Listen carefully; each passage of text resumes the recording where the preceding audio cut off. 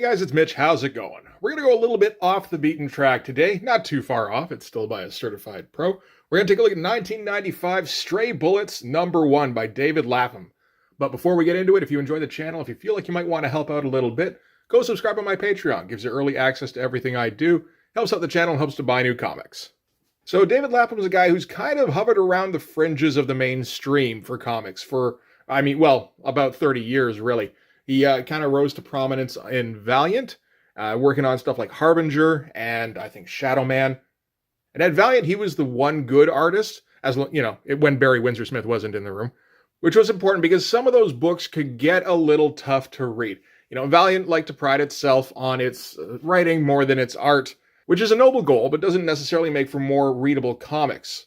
If you're just reading the word balloons but ignoring the drawings because they're boring, and, not done very well, then you're kind of not doing your job as a comics publisher. Jim Shooter can get on his high horse about writers over artists all he wants. It's still a visual medium.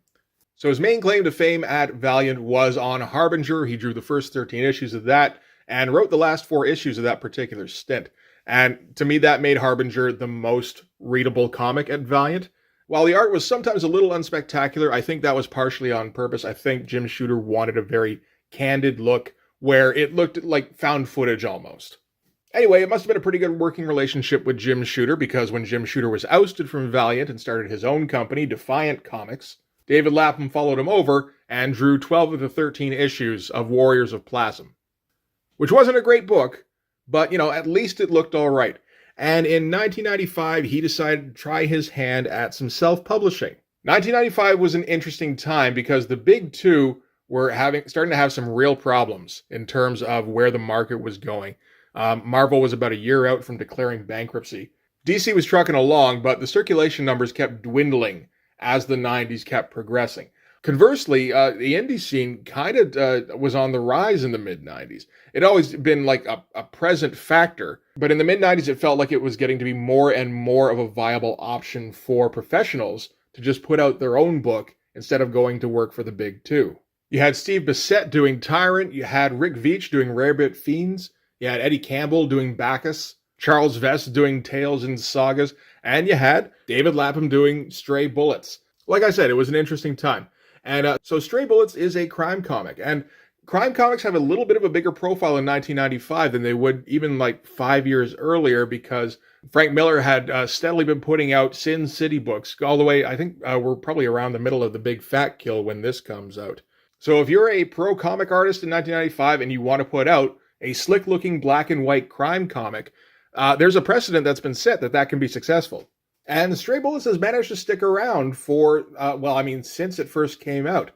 From what I understand, there's at least 100 issues of Stray Bullets altogether, if we're including all of the, spin-offs and one-shots and all that, which I think you have to. So why don't we get into this? We can start with the cover on this. That is not the most marketing-savvy kind of cover necessarily. It is a little bit bold, really, to just cover up 2/3 of the cover with the title here. And that's the format that Stray Bullets would usually take, where you get one panel that basically looks like it could be cut from anywhere in the issue, and then just a solid color that changed from issue to issue. Like I said, it's bold, and I don't think there was anything else that really looked quite like this at the time, so it was easy to identify on the rack. The drawing itself is very nice. It kind of looks like everything in this book in that it's really structurally sound. There's very deliberate placement of blacks. It looks like a lot of this is done with a brush. It is a little weird seeing the character in color because we don't see him in color for the rest of the issue. And it's just kind of a regular guy who's been put into a very bad situation, basically. And I get the feeling that's what a lot of Stray Bullets is. So here, let's open this thing up. All right, so very simple credits. Stray Bullets is essentially by David Lapham. He's assisted by his wife, Maria Lapham, as publisher. I believe she also helps out with a lot of the design elements on this. And then cover colors by Janet Jackson, taking a break between albums. Copy editor Deborah Purcell. And then Joe James helps with book and logo designs.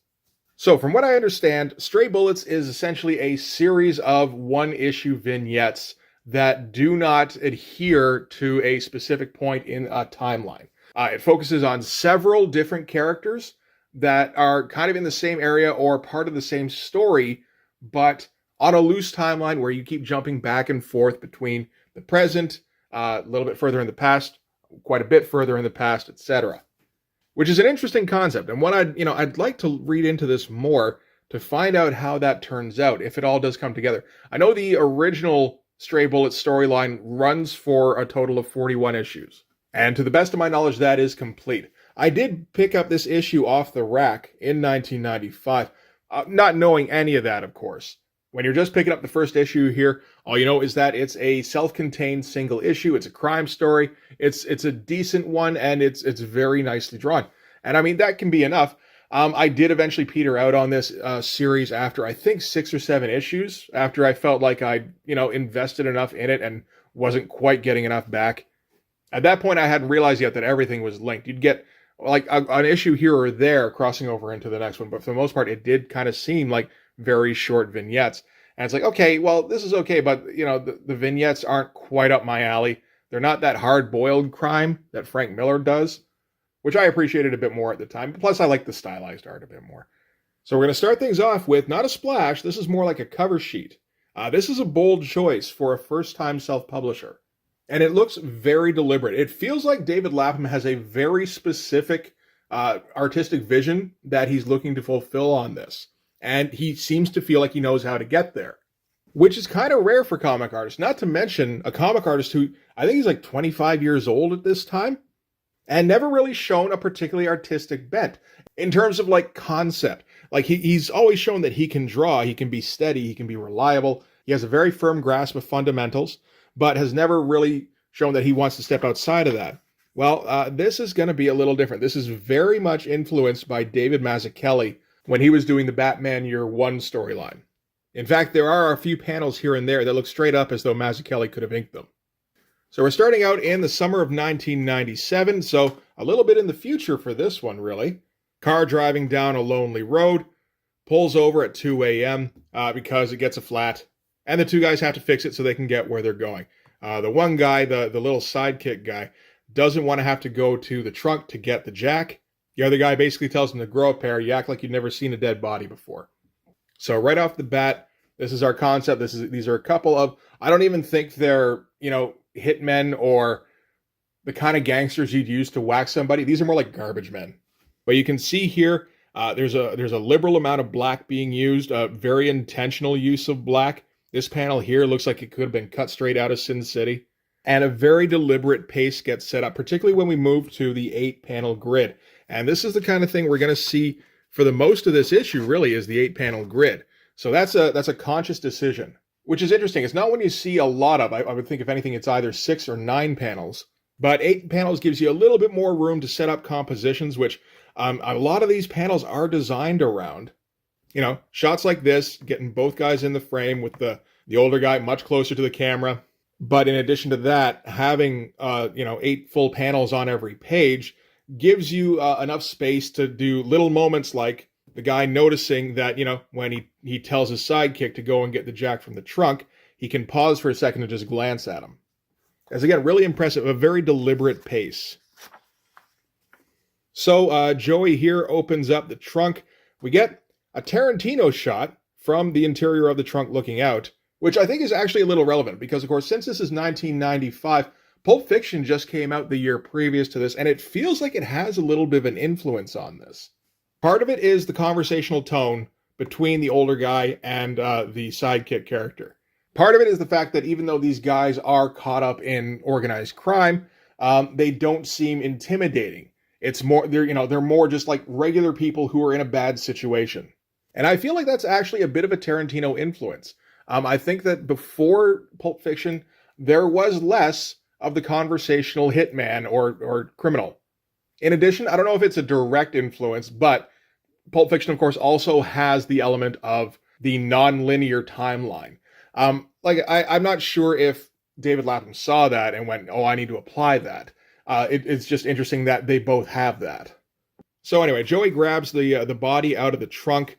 It flumps down onto the road when he does, and he ends up splattering some blood on it as well. Lit up by the lights here, the tail lights. Very nice.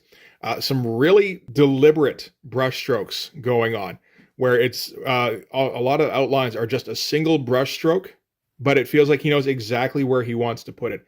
Again, it's very impressive from a dude who's, like still pretty young, but seems to have like just full command of what he's trying to do and seems to know how to set his camera so that it's always clear what's going on in every panel. There's never really any kind of uncertainty. So Joey takes a while. He's going to sneak the body off into the woods. And Frank here is going to rib him about taking another freebie. Apparently, before the girl was killed, Joey here was allowed to have a go at her, which, and we get a little bit here where it seems like Joey is kind of cracking under the strain. He starts off here by saying that he thinks he dated her in high school. He's talking about the girl here, the dead body. And Frank is like, what are you even talking about? She's not even from around here. You've never seen her before today. Again, just, interesting choices for panel designs. Get one where, Frank here cracks a joke and then smiles and has a drag on a cigarette. Very, again, really deliberate choices. Very shadow heavy.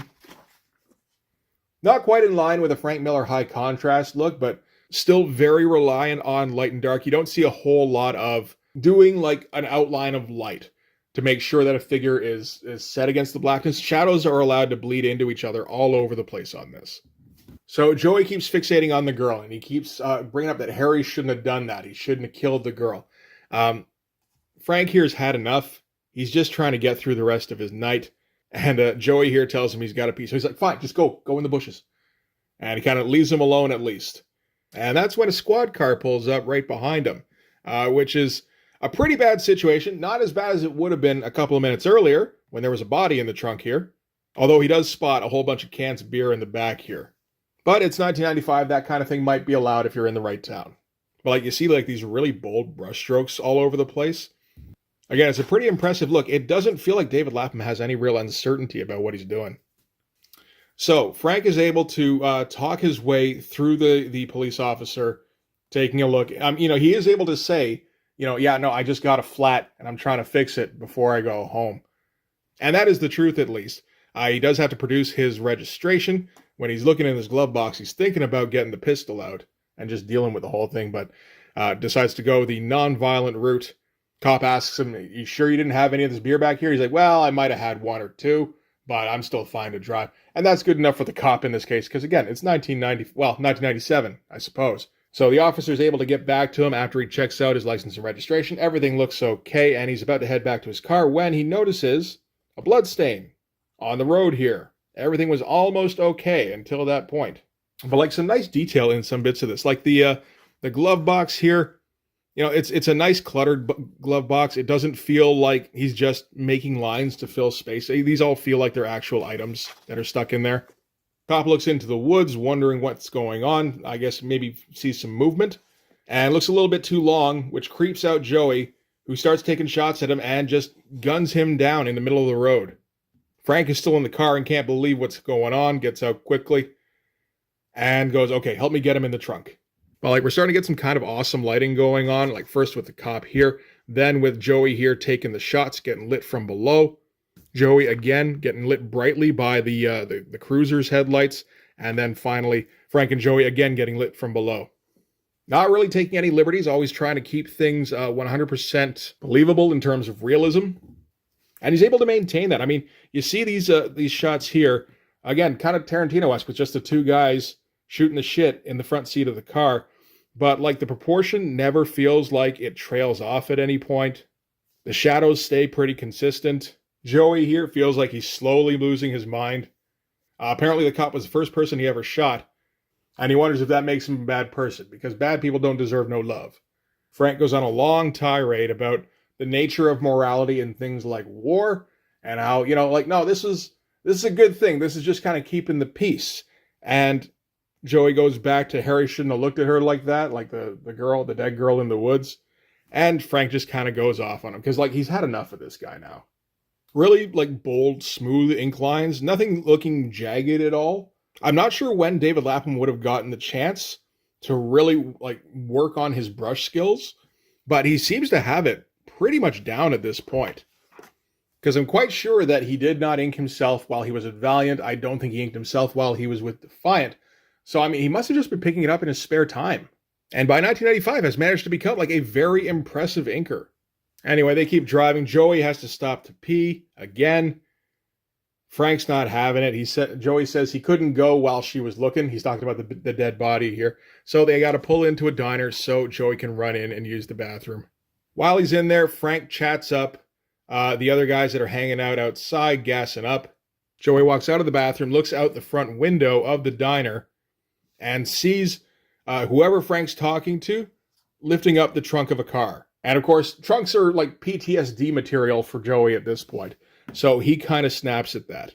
I just want to say I really like this panel here with it's a small panel with a lot of detail in there. And everyone looks very good in terms of posture, in terms of the hanging drapery. Again, the ink line, I keep saying impressive, which bothers me. So seeing the trunk open, like I said, Joey loses his mind, gets out his pistol again, and starts taking shots at the dude who's standing too close to the trunk of the car. Guns him down outside, chases down his buddy, guns him down as well, goes back to Frank and says, okay, I saved it. Everything's okay now. Frank's like, what are you even talking about? He's like, no, he was going to look in the back of the car. Like, that was the other car. He was looking in the trunk of his own car. Ours was closed. Great poses on these shots here. I wonder if he was using, like, photographs at all for reference. Anyway, Frank doesn't give a shit anymore. He just wants this night over with. He tells Joey, get in the goddamn car. And as he says that, the window explodes, and the cook from the diner comes out with a shotgun, sawed off by the looks of it. Tells the two of them he was in Nam. He has no problem blowing their heads off. Come out slowly. Joey's crouched down around the corner of the car here. And when he peeks his head out, the cook takes a shot at him with the shotgun and, peppers his shoulder a bit. But more importantly to Joey, blows a whole bunch of holes in the back of the trunk.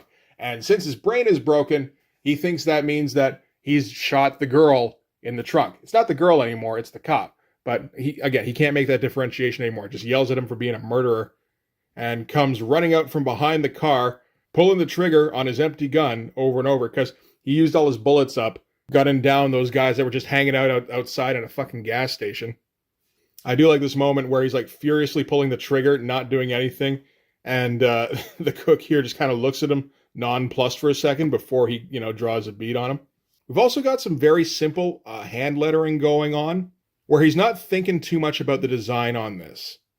I think it works with the style, particularly since a lot of it does seem to still be done with a brush. I think that is actually kind of important. Kind of feels like it brings like a bit of a closer link to the Frank Miller comics as well, the Sin City stuff. So Cook draws a bead on Joey, but gets gunned down before he can pull the trigger. That's a straight David Mazzucchelli panel right there. So Frank has gotten his pistol out of his glove box and was able to save Joey's life. So good for him, I guess. Tells him to get in the car. Joey is like full on fucking deer hunter mode. Picks up the cook's shotgun and goes into the diner and guns everybody down. He says it's because he's worried that they would have killed Frank. Frank's like, well, I guess we couldn't leave witnesses anyway. But after a second, Frank's just like, holy, we are every kind of fuck now. We can't let anybody know about this ever. We've just got to clear up these bodies, dump them somewhere, and then go back to Harry and tell him, job's done, don't ask us what the fuck happened. So they're going to pile all of the bodies now into the car, few in the trunk, bunch in the back seat. And the girl, I think the original girl, I thought that she got left in the woods, but maybe I just read that wrong, is going to sit basically in Joey's lap because he's like next door to a zombie at this point. And he can't even really function. Frank lets the gas spill out on the ground and, flicks a cigarette into it. And they drive away with the diner/gas station burning. And a back seat full of corpses. This feels definitely like a posed shot. So at least in some instances, it feels like our main characters, Frank and Joey, not so much. Joey in particular. Joey has some kind of cartoony elements to him. But yeah, I don't think David Lapham has any problems with getting buddies to pose for his comic. So now we're at 4:30 a.m. We're more than 2 hours after we originally set out on this. And Frank has been working his way through all the beers. Can't really blame him, given how this night has gone. Frank starts telling a bit of a rambly story about when he was a kid. Some character named the Lord Shepherd went around saving people so that he would then kill them, and then their newly saved souls would go to heaven before they could sin again. And he's kind of lamenting the fact, and he's absolutely wasted. He's lamenting the fact that he didn't get killed back then when he was, I guess he was saved by the Lord Shepherd around that time or something similar. So yeah, just locked into the worst night of his life, trying to get through it without something catastrophic happening that he can't find a way to fix. Meanwhile, Joey's got like a 1,000-yard stare going on, and he's going to have to say something to Harry, because Harry shouldn't have hurt the girl like he did. Frank just snaps at him like, you don't even know what the fuck you're talking about. Harry and his guys are killers. You're just like the dumbest motherfucker that's ever walked the earth right now. Just keep your mouth shut, and maybe we'll survive this. So 5:15 a.m., they finally get to a pier. I like this, the moment here where they pull up and then shut off the lights in the next panel. We have been sticking with the 8 panels all the way through, haven't we? I feel like I'd have noticed it if we didn't. Kind of a nice treatment of the water as well. So the plan now is to get one of the guys into the driver's seat and push the whole thing off the pier into the water and just kind of dust their hands and hope that they can walk away from all this. Joey's completely lost it. He's talking about how he's going to have to go back and kill Frank because Frank killed his girl. They were destined to be married. They made love, which meant that she was going to have a baby, and Harry killed them both, and now Joey's going to have to go and get his revenge. Which is a far cry from where we were at the beginning of the night when he thought maybe he might have dated her once in high school and was even wrong on that score. Frank tells him just because you slept with her doesn't mean she's going to have a baby. You slept with girls before, right? And this is Joey's response here, just like, and Frank's like, shit, if I'd have known that, we would have gotten you laid sooner. I'll take you to some places when we're done here. Joey's still a fucking vegetable. He's like, nah, that'd be cheating. And that completely sets Frank off. Gets out of the car, just goes, hey, world, check it out. We got a car full of fucking dead bodies here. Pulls open the passenger side door, pulls the body off of Joey's lap, and just kind of slams her on the ground. It's just like, you never knew her before tonight. She was just a whore. Of course, Frank has been through the roughest night of his life. He's just pissed to the gills. But he also badmouthed Joey's fiance, and Joey can't have that. So Joey blows Frank's brains out there. And he comforts his dead body girlfriend, saying, Frank didn't mean that shit. And don't worry, baby, I'll look after you. I'll avenge you, all that kind of stuff. And stays there until dawn. Looks like he probably dug her a grave. There's a little rock here with Janice and little Joey carved on it. He decided her name was Janice at the end there. And wanders off into the woods to go and make Harry pay. We finally break from the 8-panel grids at this point, and we focus on, just Joey walking away and the car full of dead bodies. Very nice drawings. Interesting to see it now that we're not in the middle of the night. That feels a little weird. Everything's not drowning in black. That was another thing. This whole thing felt very claustrophobic with all the darkness everywhere. It really feels a bit like these two are just separated from the rest of the world in this kind of nasty little pocket dimension. But really nice detailed drawings. Again, probably posed. Everything looks like, perfectly in proportion, basically. All the shadows look right. And Stray Bullets number 2 coming out April 12th. And get a little bit of a poster here. This looks like it's probably Joey. And what I guess is a young David Lapham in 1982, age 11, in Jersey. Now we get a little bit of biography about him there. And that is it. A little bit of a sum up at the end here. But that's going to do it for Stray Bullets number 1. So it's a really well realized first issue from a really young guy. Unpleasant story. Like nobody gets a happy ending out of this. It's just kind of 20 pages of worse and worse things happening in an oppressive atmosphere. But it's a very nicely drawn oppressive atmosphere, and that's important. And that kind of thing works for crime fiction a lot of the time, I think. It does feel a bit like David Lapham has something he's trying to say about crime in this that it kind of ruins everybody's life that's involved. I'd have to read more issues to figure out if that's the case. I don't know where the comic goes from here. I do get the impression that it has probably a pretty small but very faithful following. I would be interested to see what later issues of this look like, to see if his style changes at all. Because, like I said, this feels so fully realized that I almost can't imagine it changing very much, even over, like a decade or two. Maybe the brush lines get a little bit more stylized or, even more skillful. But, it's a little tough to improve on pretty much perfect perspective and, very clear composition and storytelling. So I imagine if there are changes, they're probably not very pronounced. I'll have to check that out one day to find out. But let me know if you want to see any more of these. I think I've got the first few. But for this one anyway, that's going to do it. So thanks very much for watching. If you like this video, please hit like, hit subscribe, hit the notification so you know when the next one's coming out. Go over and subscribe on my Patreon. It gives you early access to everything I do, from the Blood Force stuff to the YouTube videos before they get uploaded to YouTube, as well as some Patreon exclusive content. Almost made it. You can also follow me on Instagram and DM me there for commissions, and you can join the Blood Force Discord server. But yeah, that's going to do it. Thanks again for watching, guys. I'll see you in the next one. Bye-bye.